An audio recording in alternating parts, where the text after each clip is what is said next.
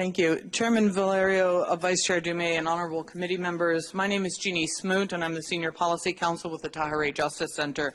We're a legal advocacy organization that for 20 years has served women and girls in Maryland and elsewhere who have survived a wide range of violence and abuse, including forced marriages.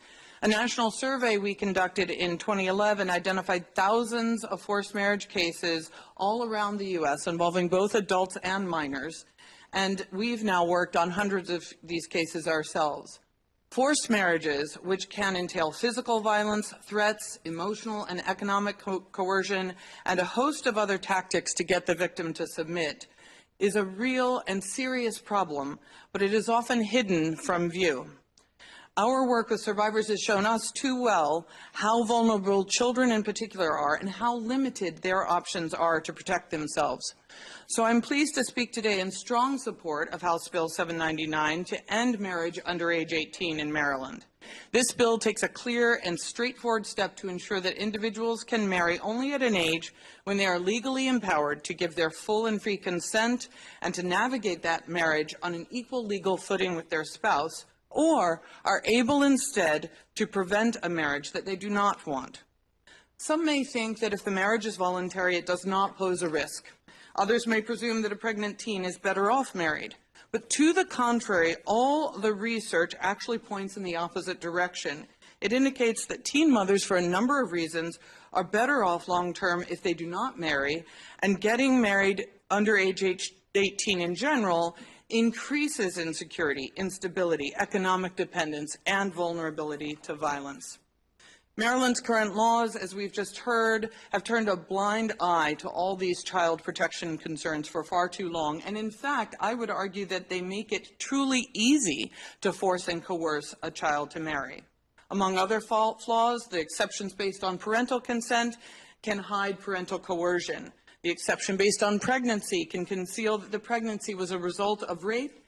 And by the way, a girl who is being abused is 6 times more likely to become pregnant.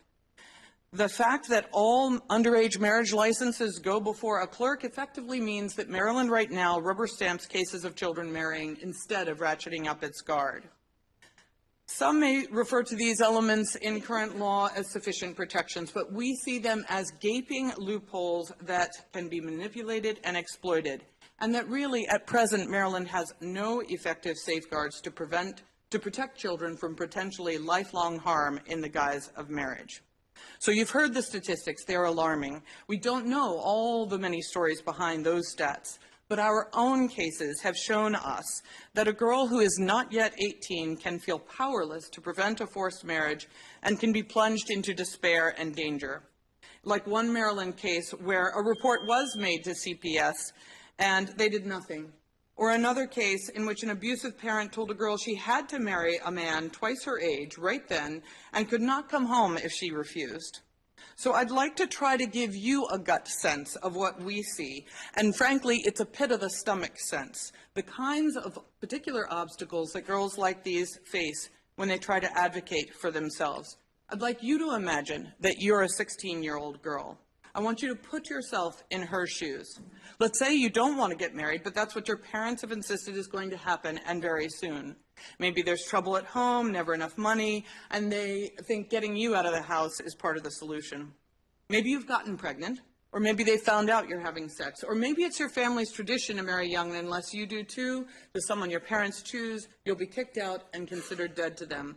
Or maybe you've been dating someone older who's pressuring you to marry, and you're very afraid of him and what he might do if you refuse. We have seen all these scenarios and many more. What would you do if you were a 16-year-old girl in this situation? You might think that there's nothing you can do and be afraid to tell anyone what's happening to you because you don't know what could happen to you or your loved ones. Recent polls of those under age 18 who contacted the National Domestic Violence Hotline found that half had not reached out to others for fear a report to CPS or law enforcement would be made. But let's assume you decide you have to do something to get out of that situation. Would you run away? Would you try to get into a shelter?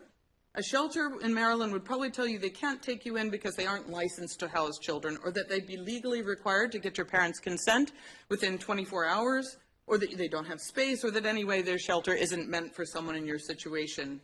Friends, too, may not take you in for fear they could be sued by your parents. At this point, you'd start to get the message that if you try to resist or run away, you could wind up homeless and on the street. You might try to get a lawyer, think maybe they can help, but since minors can get out of contracts they enter, many adults don't want to enter contracts with minors. So the legal and practical obstacles you face will continue from there, and as each further door is closed to you, you may stop trying and give up, or even contemplate suicide as your only way out, as sadly so many of our forced marriage clients do consider. We realize that even adults may still face obstacles to finding safety if they need it, but adults have far more access and agency than children do to overcome those obstacles. For all of these reasons and more set forth in our written submission, I urge you to favorably report House Bill 799, and thank you very much for your careful time and attention.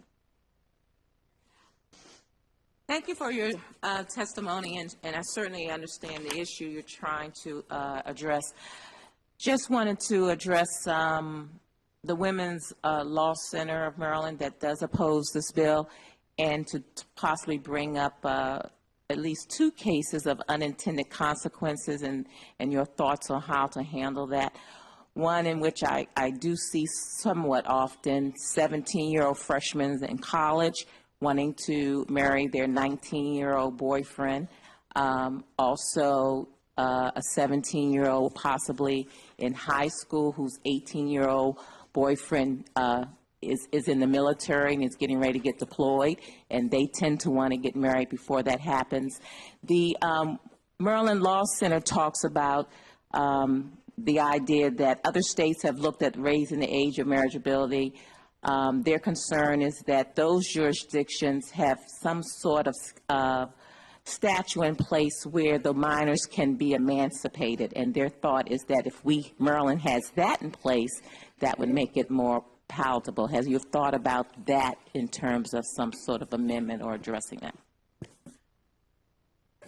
Well, first I'd like to address briefly, if I may, the concern about the genuine couples, right? And I think that those examples are often brought up, but I would note that this bill would only delay but not deny a young person's right to marry. So those genuine couples who actually want to marry will still be able to do so after what may be only a matter of months or at most a year or so, and can then be on their way to a lifetime of happy anniversaries. But for the other young people we see regularly who have no say in the matter, whose families are controlling them and whose partners may be abusing and threatening them, this bill could offer what would really be a reprieve instead from a life sentence. The second point you raised about the sort of emancipation model is one that doesn't really apply to Maryland's current legal context. In Maryland, it's precisely because there is no formal emancipation procedure to enable some mature minors perhaps to gain independence and still to marry, that I actually see this law as ripe, not premature. It is important precisely because under current law, minors' rights are so murky, and that it's only at age 18 under current law that an individual has all those rights that she'd need to prevent a forced marriage or to protect herself in the event of abuse. There actually isn't a formal emancipation procedure. That's my point. You need to put that in place. If I'm understanding this address, you're not interested in putting something in place, is what I'm asking. Well, I think that's a separate bill, and if that's something you're interested in, yeah, then you can pursue that, or we can certainly pursue that next year. But I see that as a separate bill. I think, you know, to Ms. Smoot's point, in terms of enabling people to have happy anniversaries at the cost of subjecting a group of, we heard there's 3,200 in Maryland, to human trafficking and abusive sexual situations within their own families where they can't even get medical treatment so that some people can have happy anniversaries, that's not something that I'm willing to do. Does the other statutes have a description of emancipation? Do the other statutes that they talk about have some type of a description? I'm sorry, the definition? Is there a definition for of emancipation? Well, actually, there are about half the states have some formal procedure for emancipation, I believe, and but those that do set forward a number of different terms for it, it can vary widely in terms of whether it's partial or full or just what comes with it. And sort of across the board, the only thing that's consistent is that the age of majority in each state is really when all the legal rights vest without, having to necessarily go through an emancipation process or an adjudication by a court, even without a petition, just a common law proceeding to be determined emancipated. I'm not sure if I'm addressing your question, sir, but The only time I've heard the term is maybe in a juvenile setting, where the question is whether this person should be treated as a juvenile in juvenile court, but he's emancipated himself by not by doing anything wrong, but maybe he wants to stay in juvenile court, but maybe at laying brick. He's trying to make a living that way. He doesn't want like school at all, and right. Or he's gotten married. I can. In the past, he said gotten married, has a child or something, and they basically has emancipated himself by the way he's acted or joined the army. Right. Yeah, so what you're pointing out here is that the current state of the law in Maryland is all common law developed, it's all court developed, it's all contextual, and so that term, emancipated, is actually not even used consistently across legal contexts. It may, in one context, just speak to the termination of parental responsibilities, not to any specific empowerment of the minor. It may, in other contexts, mean that that individual would be treated differently within that court system based on the fact patterns, but it's, again, not in any place made formal in a way. For example, in some jurisdictions, there are sort of 16 enumerated rights that you have if you're emancipated, and there's, a specialist judge and counsel and all sorts of proceedings, and that's not at all the context we're dealing with I here. didn't think there was a description, but there is such a description in some of these codes. I actually literally do have a few of them in one of my packets of information if I can find it. I'm sorry, I'd have to go reference it there, but there is a blank statement in a couple of places in Maryland Code that says, an emancipated minor can, terminate guardianship, for example. But it doesn't describe how you get to be emancipated. It doesn't say what that entails or what rights follow on it, whether that's partial or full.